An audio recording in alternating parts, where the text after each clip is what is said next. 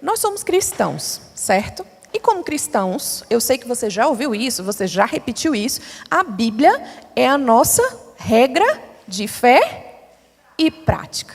Eu sei que você foi discipulado, ensinado, e isso aí, com certeza, ele foi passado. A Bíblia, sendo nós cristãos, é a nossa regra de fé e prática. Então, vamos entender um pouco o que isso quer dizer. Essa declaração, essa sentença, quando nós dizemos assim, a Bíblia é a nossa regra de fé e prática, essa declaração que corresponde a todos os cristãos, ela remonta lá à Reforma Protestante. Então, a gente está falando aí do século XVI, cerca de 1519, mais ou menos. Eu sei que você se lembra das 5 solas desse movimento, que são características do movimento da Reforma Protestante. Uma dessas solas é sola escritura, ou seja, somente a Escritura. E daí, então, vem essa sentença que faz parte intrínseca já a todas as ramificações dos cristãos, do cristianismo de ramo protestante. A Bíblia é a nossa regra de fé e prática.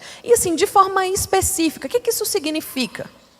Significa dizer, por exemplo, que a Bíblia é o fundamento máximo da nossa fé. O cristianismo se apoia sobre a palavra, sobre a Escritura. Isso significa que toda a nossa doutrina, toda a nossa filosofia de vida, toda a nossa cosmovisão é fundamentada na palavra. Agora, quando nós dizemos assim, regra de fé, portanto, toda essa dimensão aí, doutrinária, filosófica, de cosmovisão, vem da Bíblia. De prática, a gente está falando que toda a nossa conduta, toda a nossa prática, toda a nossa atitude, todas as nossas ações, reações, precisam ser pautadas por aquilo que a Bíblia diz que deve ser. Bom, então, eu disse para vocês até agora que a Bíblia é a nossa regra de fé e prática e que essa sentença e essa declaração de fé que nós temos remonta ao tempo da época da Reforma Protestante. Mas olha, essa dinâmica de vinculação estreita com a palavra não vem só dessa era final aí da Idade Média, início da Idade Moderna. Não é uma dinâmica só moderna. Desde a gênese do cristianismo, os seguidores de Jesus eram muito ligados à palavra. O próprio Cristo, na verdade, fez questão de fazer os seus discípulos entenderem que tudo que ele ensinava, tudo que ele dizia, toda a sua doutrina, todo o seu ensino, tudo que ele era, tudo que ele fazia, sua obra, sua missão, correspondiam exatamente ao cumprimento das Escrituras. Então, o que eu quero dizer para vocês é o seguinte: se a Bíblia não for confiável, então Jesus também não é. Compreendem? Existe uma equiparação de autoridade entre Cristo e a palavra. Nós ouvimos ontem que Jesus é a palavra encarnada. Ele é o verbo vivo. E o verbo vivo, em todo o seu ministério, fez questão de apontar as Escrituras. E dizer, está se cumprindo agora o que diz as Escrituras. E as Escrituras, por outro lado, apontam para Jesus. E dizem, ele é o Cristo, ele é o Messias, ele é o Filho de Deus. Ele é o verbo vivo, ele é a palavra encarnada. Então há uma equiparação. Jesus apontando, respaldando a autoridade da palavra e da Escritura. E a Escritura respaldando a missão e a obra de Cristo. Então, veja, estamos falando de uma questão muito importante. Hoje, a nossa reflexão vai se basear especialmente nesse ponto. Eu quero, então, trabalhar com os irmãos alguns aspectos relacionados à confiabilidade e à autoridade da palavra. Então, assim, especialmente sobre a autoridade, sobre a inspiração da palavra. Então, a primeira coisa que eu queria dizer para os irmãos, a Bíblia é a nossa regra de fé e prática. Ela é a verdade. Jesus disse que ela é a verdade. Ele atestou as Escrituras. Então, nós precisamos prestar atenção nisso. Eu queria começar, na verdade, o pastor já fez isso aqui por mim, logo no início. Ele já começou lendo o nosso texto base da reflexão de hoje, que está lá em Salmo 119, verso 89. Nesse salmo, enquanto você vai abrindo aí, eu quero dizer o que o salmista vai nos ensinar nesse trecho, um verso bem curtinho, que diz assim, ó: Senhor, tua palavra está firmada para sempre nos céus. Então, olha só, eu quero que você leia novamente e repita comigo então. Eu vou dizer mais uma vez e você vai repetir comigo essa sentença curta. Tua palavra está firmada para sempre nos céus. Todo mundo junto agora? Tua palavra está firmada para sempre nos céus. Aleluia, querido. O que o salmista está dizendo aqui é ressaltando a firmeza, a perenidade, a consistência, a força, a eternidade, a infalibilidade da palavra de Deus. Tudo passa, mas a palavra não. Então, olha, isso é tremendo para nós como cristãos. Sabe por quê? Porque nos ensina que a palavra é um lugar seguro para nós. A palavra é terreno firme para mim e para você. Esse mundo chacoalha, esse mundo se abala. As teorias que todo dia se renovam na ciência, na sociologia, em tudo quanto é ciência, as teorias mudam. Mas a palavra é um lugar firme para nós. Nesse mundo que vacila, a palavra de Deus, a Escritura, é firme. E nós podemos descansar nessa verdade. Então, como nós vimos até aqui, a palavra e a Escritura é um fundamento do cristianismo. É uma premissa básica, fundamental, essencial do cristianismo. E justamente porque a palavra é um pilar fundamental para o cristão, ela também tem sido fortemente atacada, especialmente nos nossos dias. E aí eu quero conversar com você a respeito de duas perspectivas especificamente que nós podemos perceber esse ataque direto à palavra. E veja, a palavra, ela é consistente, como nós vimos aqui o salmista dizer, ela é firme, ela é estável. No entanto, ela faz algumas exigências acerca de si mesma, por exemplo, atestando que ela é a verdade, atestando que ela, inclusive, é a única verdade. E esse caráter exclusivista, absoluto da palavra, cria muitos complicadores para que a nossa geração possa receber, aceitar, entender e se submeter a essa escritura. Porque, veja bem, nós estamos num mundo baseado em relativismo. Tudo aqui se entende que é relativo. Quando a gente fala sobre verdade absoluta, parece que todo mundo treme e vira a cabeça assim, a coisa começa a ficar tensa na sala quando nós fazemos uma declaração assim. Então, quando a Bíblia diz que ela é verdade, é o único meio de se chegar a Deus, então ela levanta bastante oposição. Outra verdade, outro fundamento específico que cria essa dificuldade para o nosso tempo, para a nossa geração, receber vamos dizer assim, com aceitação a palavra, é a própria perspectiva de homem que ela traz.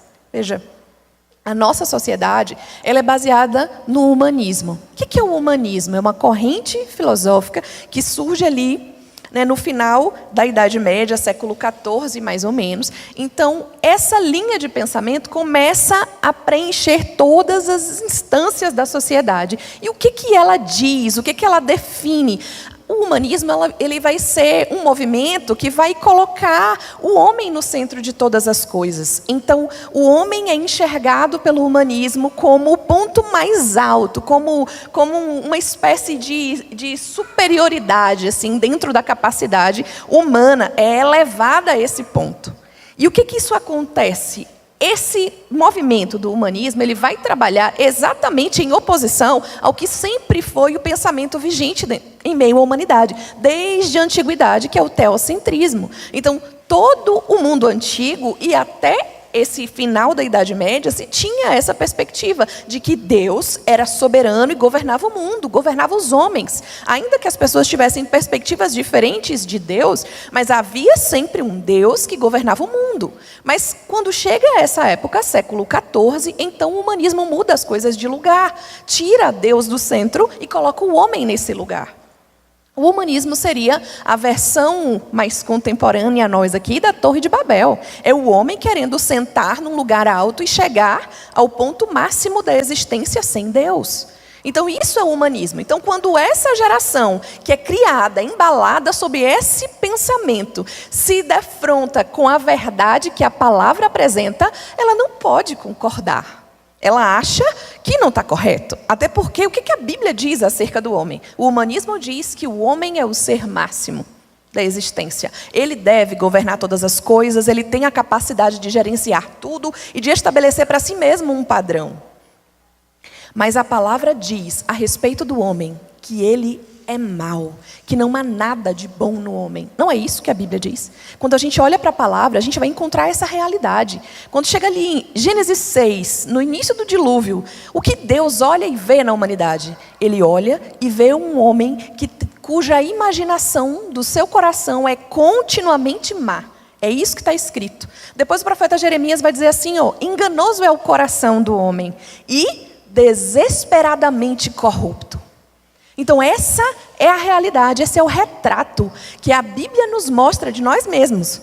Então, enquanto a Bíblia diz isso, a mentalidade da nossa época diz que nós somos o máximo, nós podemos tudo, nós conseguimos estabelecer para nós um padrão mais elevado e não precisamos de ninguém, de nada superior a nós para isso. Então, essa sociedade que vive baseada nessas premissas de relativismo, de humanismo, tem muita dificuldade de aceitar a Bíblia e se sujeitar a ela. Porque as exigências e as demandas que a Bíblia apresenta exigem de nós submissão. Exigem que nós nos dobremos e reconheçamos que nós somos maus. E a única forma de redimir esse homem é por meio da regeneração e por meio da redenção em Cristo Jesus. Então essa é a realidade. Até aqui, nós falamos muito sobre os ataques à autoridade bíblica partindo de fora, partindo da sociedade. As pressões que a própria sociedade impõe para receber a mensagem bíblica e absorver essa mensagem e se render a ela. Mas eu quero falar agora de uma maneira mais específica acerca de ataques que são, na minha opinião, muito mais sorrateiros, sutis e muito mais perigosos também. Porque são ideias que surgem aqui, no nosso meio, no meio da comunidade cristã. Algumas ideias bastante controversas e perigosas a respeito da Bíblia têm surgido. E eu quero falar sobre elas especialmente. A primeira delas é o liberalismo teológico. O que isso quer dizer? Então, nós vamos encontrar aí o marco primeiro dessa ideia do liberalismo teológico no século XVIII.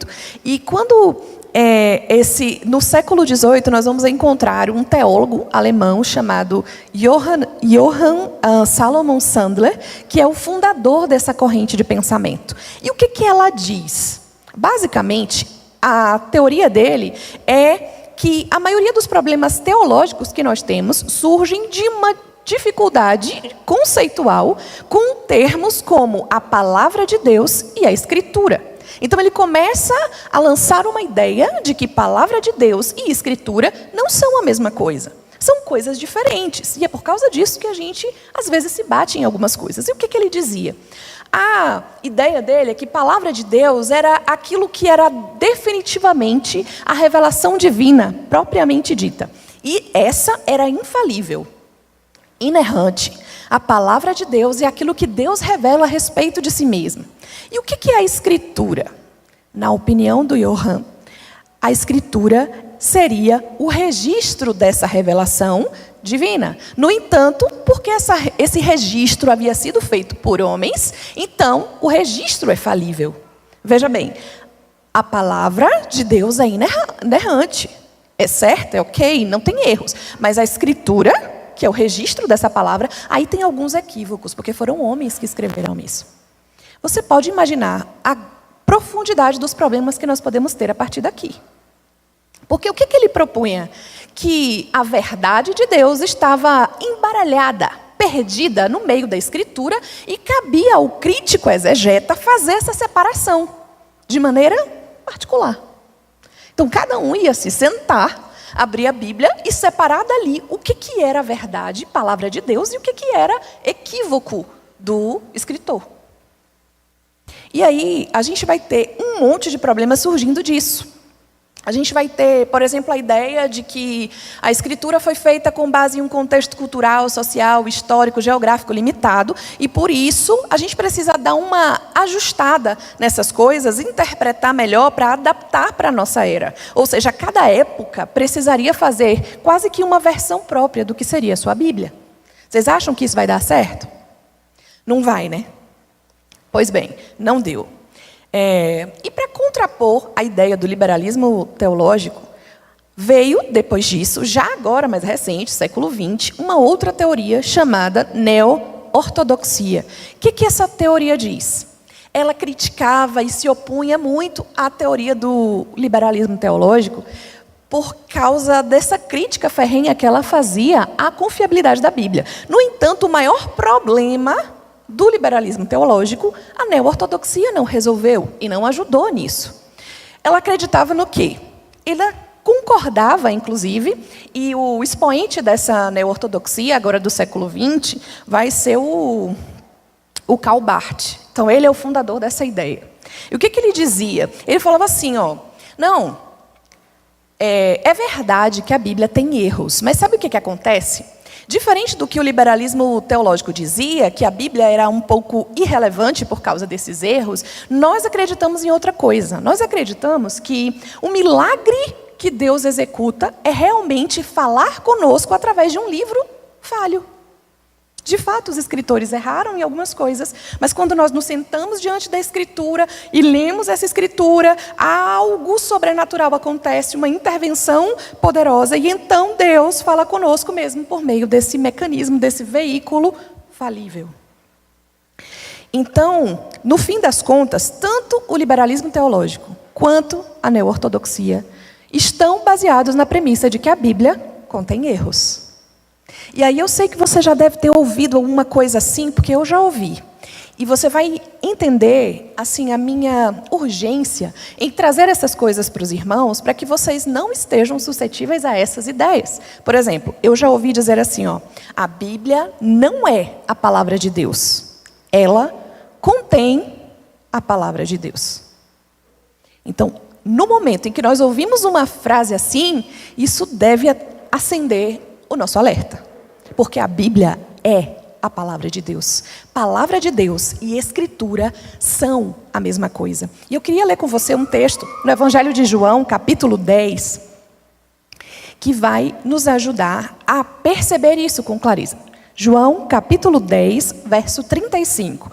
Por causa do nosso tempo apertadinho, eu vou ler só esse verso mesmo, tá? O texto diz assim, se a lei chamou deuses aqueles a quem a palavra de Deus foi dirigida, e a Escritura não pode ser anulada. Eu vou parar aqui, só nesse trechinho. Ai, que ótimo. Se puder deixar aqui, projetado, vai ser maravilhoso o texto. É João 10, 35. Isso mesmo. Então, o que está acontecendo aqui? Isso. O que está acontecendo? Jesus está falando aqui aos judeus durante a festa da dedicação, e ele está fazendo um argumento. E no meio desse argumento que ele está fazendo aos judeus, ele disse isso aqui, Se ele chamou deuses aqueles a quem veio a palavra de Deus, grifem isso, palavra de Deus, e a escritura não pode ser anulada. Veja que nessa sentença, Jesus está colocando palavra de Deus e escritura como sinônimos, como a mesma coisa. É um peso igual, correspondente, de valor semântico que existe aqui.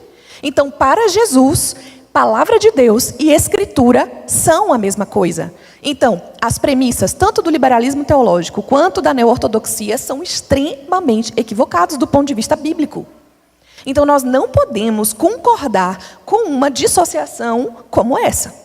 Palavra de Deus é Escritura e Escritura é palavra de Deus. Então, até aqui, eu conduzi essa reflexão com os irmãos a fim de que vocês possam entender a importância e a relevância da autoridade bíblica, de como tudo que está escrito na palavra é importante e não está aqui por acaso. Nesse tempinho que eu ainda tenho, um pouquinho, eu quero falar com você sobre inspiração e inerrância da palavra.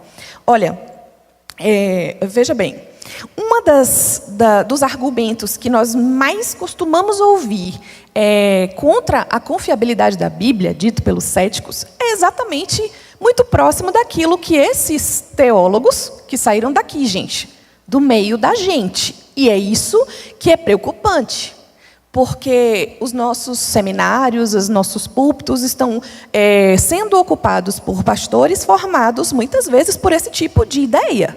Então, a gente precisa ficar bem cuidadoso com tudo que a gente escuta, com tudo que a gente ouve, e fazer isso com base no crivo da palavra. Então, o que nós percebemos aqui é que o principal argumento contra a Bíblia é esse. Ela foi escrita por homens. Ela foi escrita por homens. E então, por que eu posso confiar na Bíblia, sendo ela um livro escrito por homens? O que classifica a Bíblia como um livro diferente? Nós não temos tempo para explorar todo o milagre que é a Bíblia, exatamente, na formação do seu cânon, na história de como isso aconteceu. Mas eu quero te dizer uma premissa importante. A Bíblia é diferente de qualquer outro livro, porque o próprio Deus revelou, inspirou, supervisionou cuidadosamente cada detalhe do registro desse livro. Então, ele não é um livro comum. O Senhor cuidou especialmente disso. E Ele fez isso para que tudo que estivesse na palavra fosse verdadeiro, apesar de ter sido escrito por homens. Então, assim, só um detalhe, um parêntese que eu quero fazer aqui. O que nós entendemos como inspiração, como um texto inspirado, não são as traduções, não são as cópias, mas são os originais. Os textos originais foram inspirados. Então, obviamente, todo o trabalho de tradução, apesar de ser excelente, maravilhoso, nos abençoa muito, mas não é esse texto da tradução que é inspirado, que não vai ter erro nenhum. O que não tem erro é aquele texto original, inspirado lá por Deus, escrito pelos escritores. E quando eu digo assim, tudo que está na Bíblia é verdadeiro, eu também estou falando sobre os registros que estão relacionados a fatos, eventos geográficos, históricos, também. Porque, veja, se nós fizermos uma separação e dizer, não, a Bíblia é verdadeira, mas é só no aspecto moral, teológico, espiritual, só nesse tipo de preceito é que ela é verdadeira e inerrante. Quando ela fala de geografia, de história, sobre lugares históricos, sobre personagens, aí a Bíblia tem uma licença poética para não acertar tanto. Quando nós fazemos isso, o que acontece é que nós abrimos brecha. Se isso aqui não está correto, por que o de cá está? Se a geografia bíblica não está precisa e coerente, por que o preceito moral estaria? Então, nós não podemos abrir precedentes para esse tipo de concessão.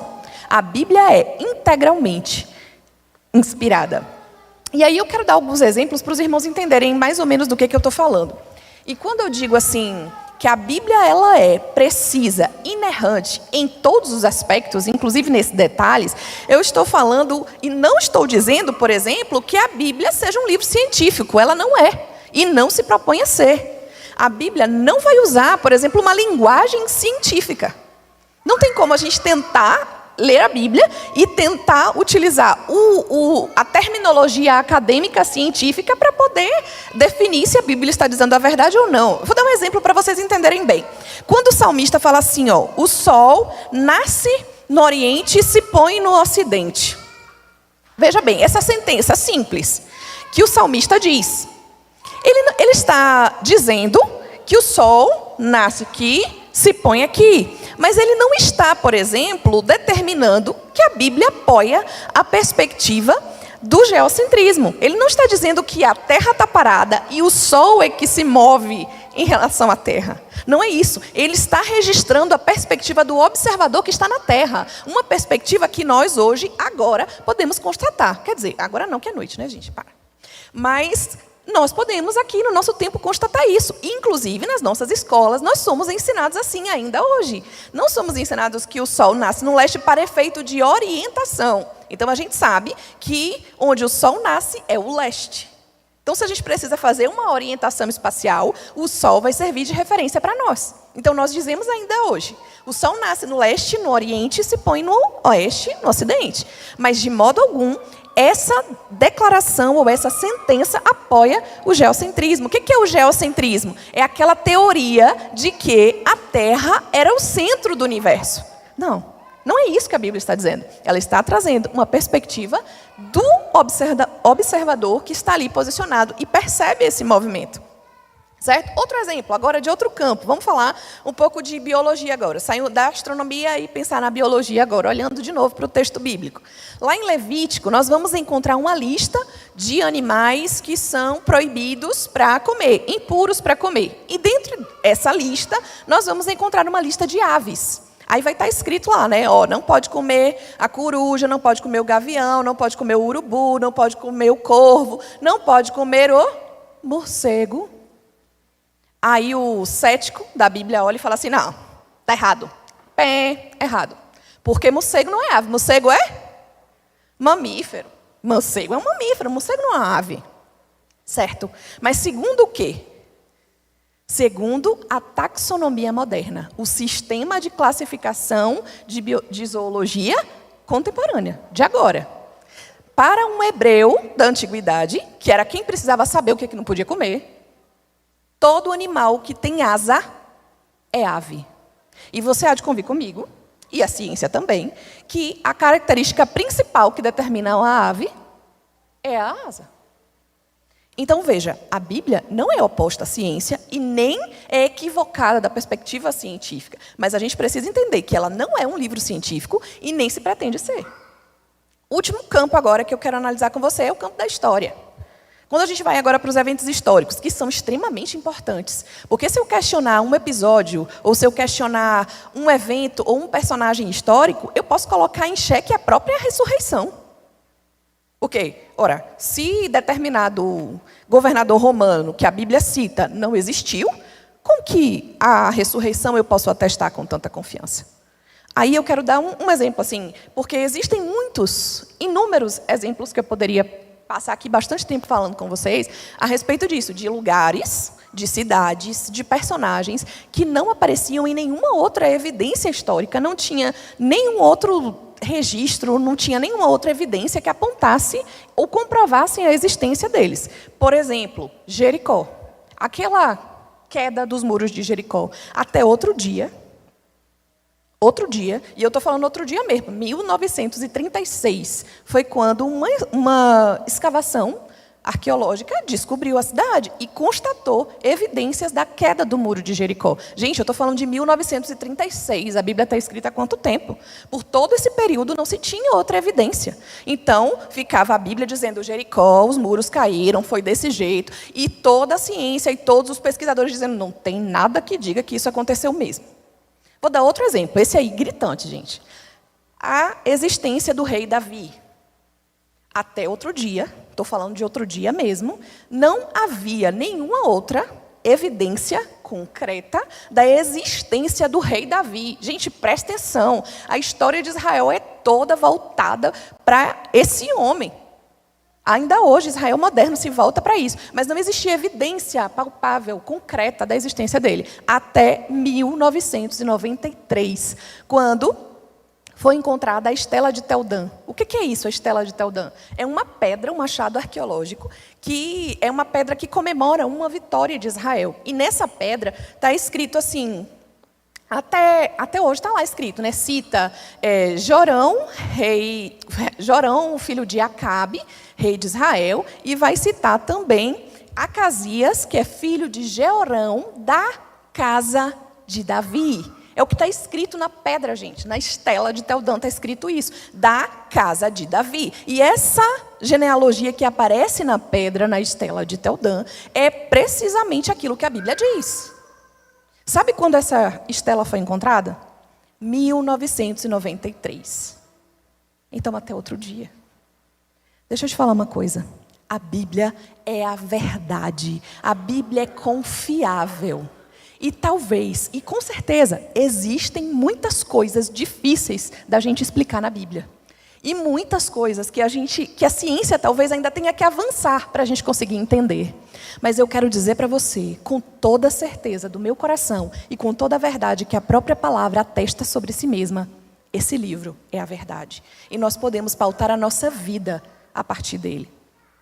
Aleluia, sabe por quê? Aquilo que o salmista disse lá no começo, que nós começamos lendo aqui. A tua palavra está firmada no céu para sempre. Tudo passa, mas não a palavra do Senhor. Eu quero concluir dizendo uma coisa que o Augusto Nicodemos diz, e sinceramente eu gosto demais. Ele diz assim, ó, se a Bíblia é a nossa regra de fé e prática, então ela tem que ser objeto de nosso estudo diariamente. A Bíblia é a sua regra de fé e prática? A declaração de fé de todo cristão diz que é. Então ela tem que ser objeto da sua investigação, da sua pesquisa, da sua intensa busca todos os dias. E eu ainda vou mais além. Eu não penso que todo cristão deva ser erudito. Eu não imagino isso. Mas eu penso que todo cristão deve fazer um estudo comprometido das Escrituras. E para isso, talvez você precise estudar também outras disciplinas. Talvez você precise entender um pouco de gramática. Vai te ajudar a entender determinadas coisas dentro do texto. Talvez você precise estudar, sim, um pouco de história, um pouco de geografia, um pouco de línguas antigas. Estudar um pouco de teologia vai realmente fazer bem para o seu estudo da palavra e vai te ajudar a compreender melhor as Escrituras. Então eu quero concluir aqui dizendo, e com esse desafio para você, se a Bíblia é sua regra de fé e prática, então faça dela o seu objeto de estudo todo dia. Porque é nela que o Senhor decidiu que vai se revelar a você, a mim, a nós como igreja. Então está aqui toda a verdade que nós precisamos conhecer a respeito do Senhor. Está aqui. Nós só precisamos pedir que o Espírito Santo nos guie nessa descoberta. Não para separar o que é palavra de Deus do que é Escritura, mas para mergulhar fundo nessa palavra de Deus, que é a Escritura. Amém? Deus abençoe a todos. Em nome de Jesus.